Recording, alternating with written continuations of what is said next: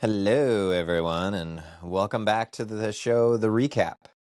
If you're new here, this is a short weekly check-in where I walk you through my training, not just the workouts, but what it actually feels like to chase something big you actually care about. Well, life is still happening. If you want to follow along more closely, you can head on over to my Instagram and find me at Still Becoming 26. There you'll find daily training results and reels about my training. You also find links, links there for my podcast, Still Becoming. um, and that's at the Instagram channel. That's kind of where I share, the results and reels.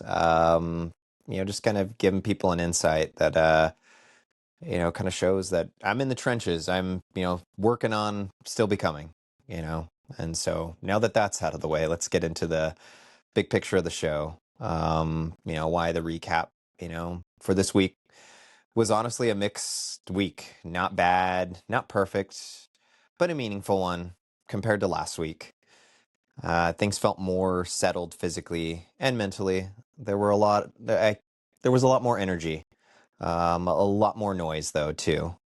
The week started off pretty slow. Nothing, early easy runs were about showing up, staying relaxed, not forcing anything, nothing flashy, just doing the work. As the week went on, I started to feel better. The body responded, confidence picked up. Been kind of struggling with that a little bit.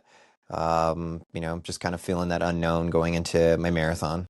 By the end of the week, I really had a strong finish. There was the last, my big week of the workout really showed me that, hey, it's okay.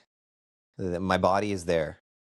At the same time, just coming off that high, things got a little rocky. I didn't sleep as well, just, towards the end of the week, these last couple nights, actually.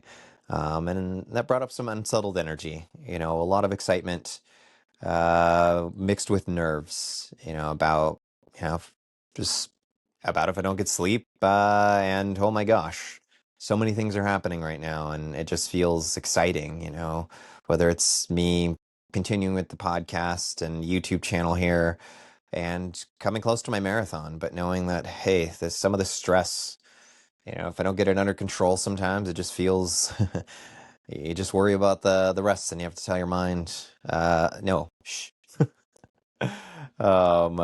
So, I think my biggest takeaway for me this week was, progress doesn't always feel calm. Sometimes it shows up as restlessness, sometimes as excitement.